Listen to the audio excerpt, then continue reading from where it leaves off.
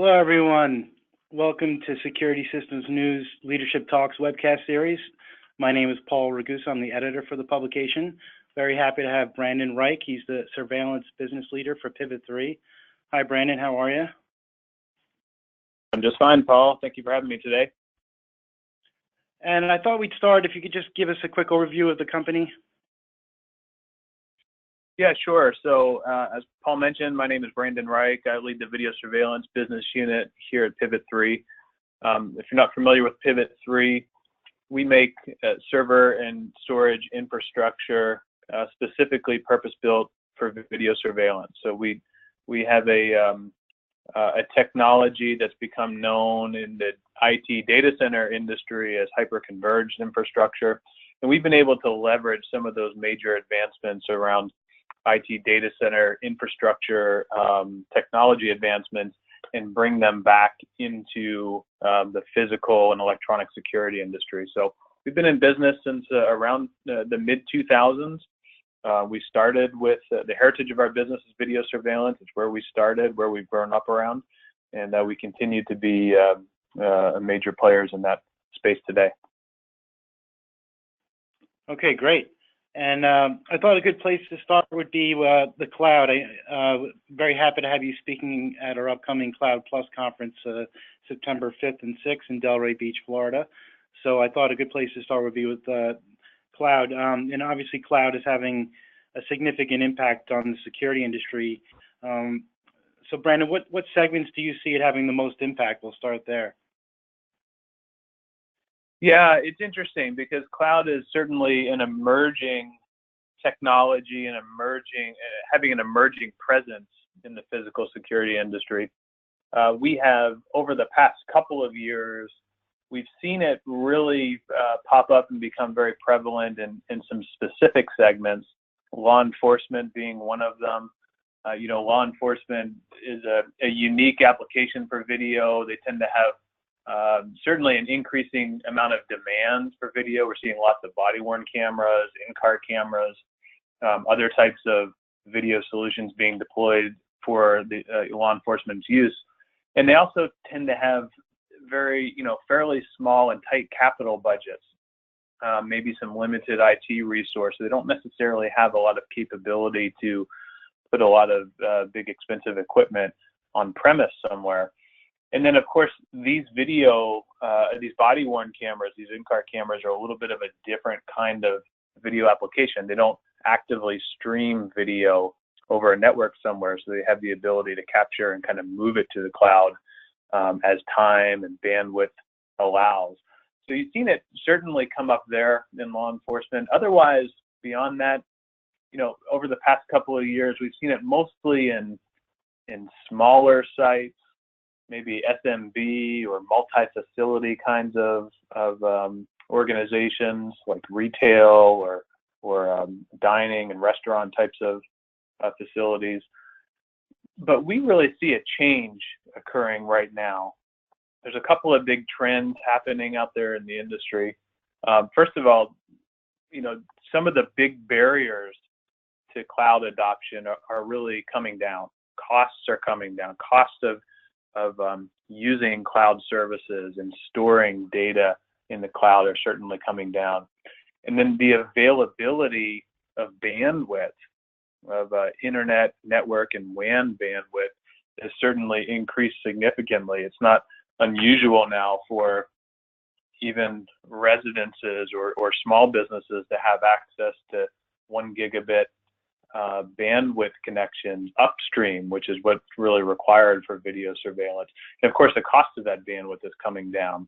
And then in addition to that, the general capabilities of cloud-based services and cloud infrastructure, as well as the security and reliability of the infrastructure is increasing. So we are seeing here likely over the next couple of years to see a major increase in utilization of the cloud for video and physical security from larger corporations, maybe as part of a broader cloud initiative where oftentimes these organizations are moving many of their applications out of the data center and into the cloud, and video and physical security is one of them. And also in government organizations like schools, education, particularly K through 12 type of school systems and ISDs out there. Even transportation authorities that we're seeing now that maybe mass transit or highway type of transportation end users, starting to see them leverage the cloud more and more, as opposed to putting lots of different infrastructure installations in across their various facilities. So as the security and capability of those systems go up, and then the cost of the systems and the bandwidth start to come down, we're going to see broader adoption across some of those end user segments that maybe haven't necessarily adopted cloud in the past. Well, it's very interesting. Good to hear. Now, you touched on this a little bit, the cloud affecting video storage. Can we talk some more about that? What options are available? Are they reliable and secure? Can you get into some of that? Yeah. You know, when we talk about cloud and video surveillance in this industry in general, there's really one model that most people think about and is most prevalent, and that's the SaaS, or the software as a service kind of model. And that's a model where you have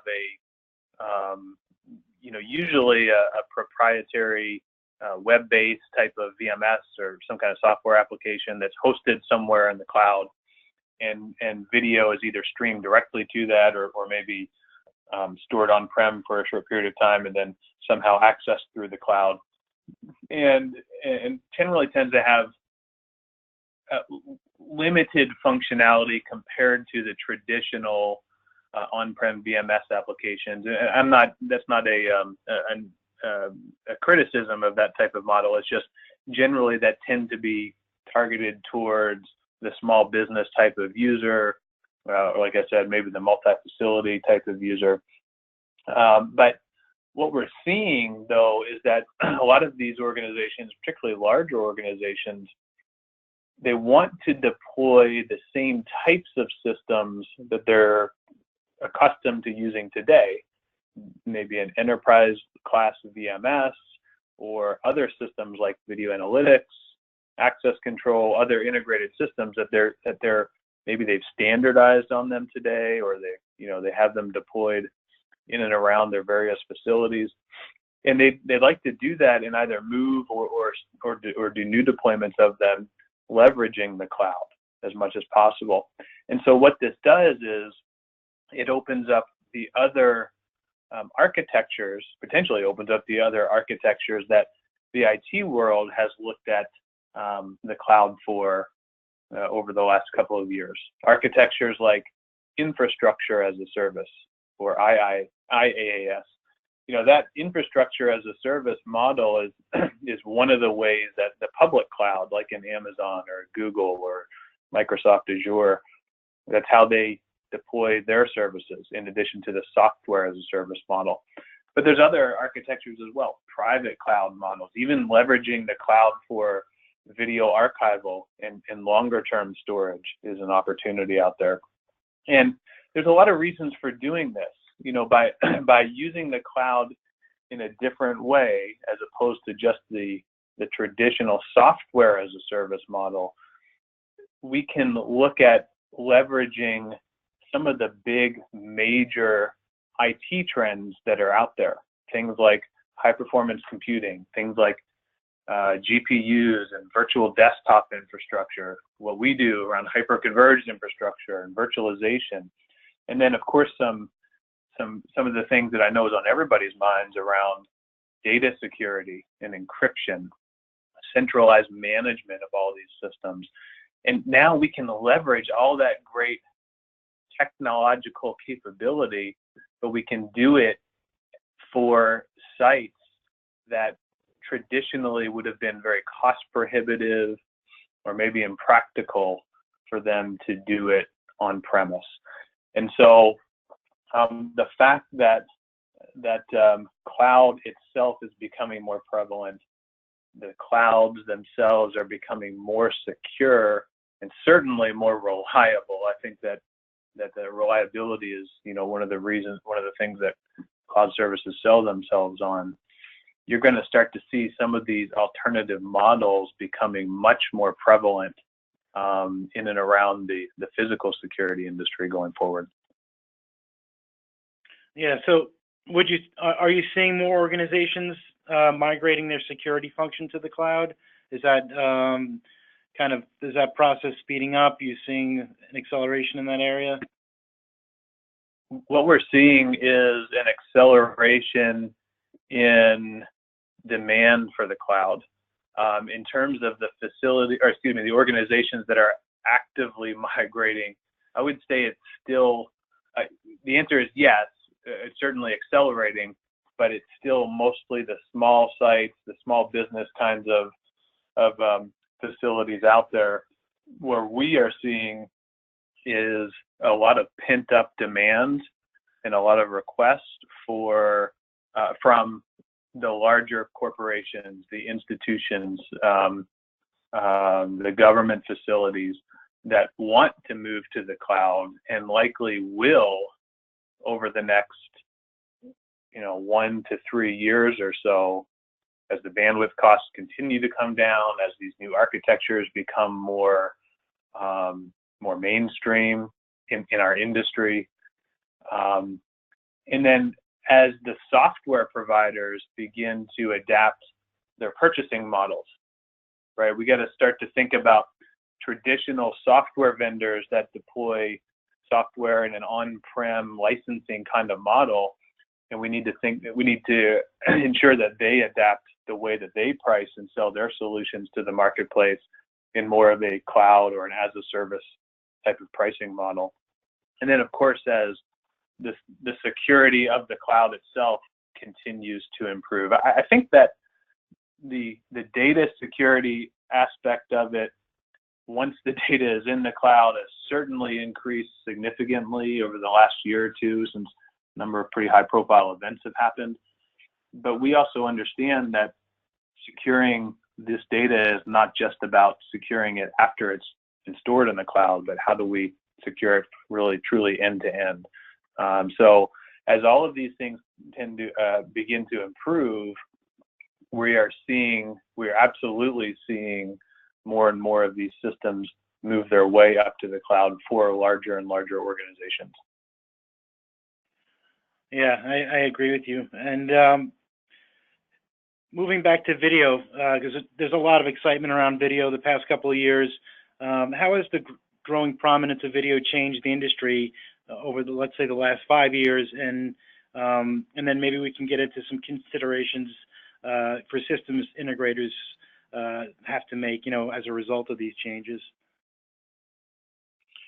Yeah, it's interesting. There's a statistic out there that was done by one of the large IT analyst firms, one of the big, well-respected ones. And what they came back with was video is the largest big data application in the world. In fact, it's the largest by far. There's some numbers out there about how much data video is generating. It's somewhere on the order of 24 zettabytes of new data is being generated by video surveillance every single year. And most people say, well, okay, that's great. It sounds like a lot of data, but what does that mean? The next closest application was something they call just data processing, which is think about things like credit card transactions and all these other things that might go on in a data center. The next closest application was about 12.5 zettabytes, so almost half the amount of data that video surveillance is generating. And so that has obvious. And by the way, the rate of generation of video is increasing at something like 42 or 45% per year. So it's having a huge impact. It's having just an enormous impact on how do we capture, how do we store, how do we protect all that data, of course. But the organizations that own this data, they don't just want to store it. They don't just want to put it on a disk or in a data center or somewhere and then just leave it alone. They want to figure out, how do we gain insights from this data? How do we generate some kind of actionable intelligence from it? And some of this will come from, the traditional video analytics sources that we've talked about in and around our industry over the last really decade or so. But some of this is going to start to come from outside of our traditional industry players as well. You're going to start to see, we're starting to see companies like IBM and Watson now come into the video analytics space. I think I saw something from Facebook the other day talking about video and image analytics that they can do, facial recognition, all kinds of things that we've been talking about in our industry for quite a while. And what this really points out is that the technology that drives all of this has really finally evolved to make the promise of analytics, actionable intelligence, or I think we're now calling it artificial intelligence, it finally evolved to make this a reality. And so you're starting seeing things like machine learning, like neural networking, like GPU, all these kind of cool technologies that are coming into our space and really bringing the promise of analytics through. So as a result of all of this, now increasingly at the end user level, IT is certainly very prominently involved in decision making in and around video surveillance and physical security technologies. Sometimes that's directly related to the application. Sometimes that's just the underlying infrastructure. It sort of depends on who the end user is. But the expectations of IT tend to be a little bit different than a traditional security-focused or security-minded end user. And so security systems integrators certainly need to be prepared for this transition. They need to think about what kind of IT skills and capabilities they have within their organization. And when I say that, I don't just mean technical skills and capabilities, although that's certainly part of it, but also the business skills and really understanding what it takes to talk to a CIO versus what it takes to talk to a CSO. It tends to be a different language. It tends to be a different mentality, certainly. And then they need to be prepared to think about different vendors, technology vendors, both hardware and software. They need to think about different business models, particularly as the cloud becomes more prevalent, and need to ensure that their business adapts itself to this transition, because the transition is absolutely happening. It started a couple of years ago, and we are deeply in the middle of it right now. Absolutely. And with the last few minutes we have here, I thought we can get into how video data production is affecting the storage market. I know you touched on this a couple of times. What options are available there? What can we get into storage? Yeah, I mean, this is obviously where we spend a lot of our time. As I said, demand for storage is at an all-time, for video storage is at an all-time high, just because of how much data is being generated by all these cameras and higher resolution cameras out there. And as a result of that, pretty much every traditional data storage vendor in the IT world has now entered the video surveillance space in one form or another. And so you're seeing, companies like, of course, Dell and EMC have been out there, IBM, HP, all the big guys like NetApp. So they're pretty much all in the space in one form or another. And I think that as a result of that, you have seen the days of the older, highly proprietary systems and technologies are really pretty much gone now. I think in many ways you see the days of the traditional, appliance NVR, DVR, VCR kind of model, at least in the enterprise, are certainly just about gone. As the vendors really transition the market, I would say, away from that sort of older school architectural thinking and more towards where the IT industry has gone quite a while ago. And then, of course, as I said before, IT is very heavily involved in this decision making now, so their expectations are very different, and the way that they architect storage systems are a little bit different than the way that security users have done over the past decade. Yeah, I agree. And 20 minutes went by very fast. So, Brandon, thank you very much. It was great speaking with you. Yeah, thank you very much. I appreciate that.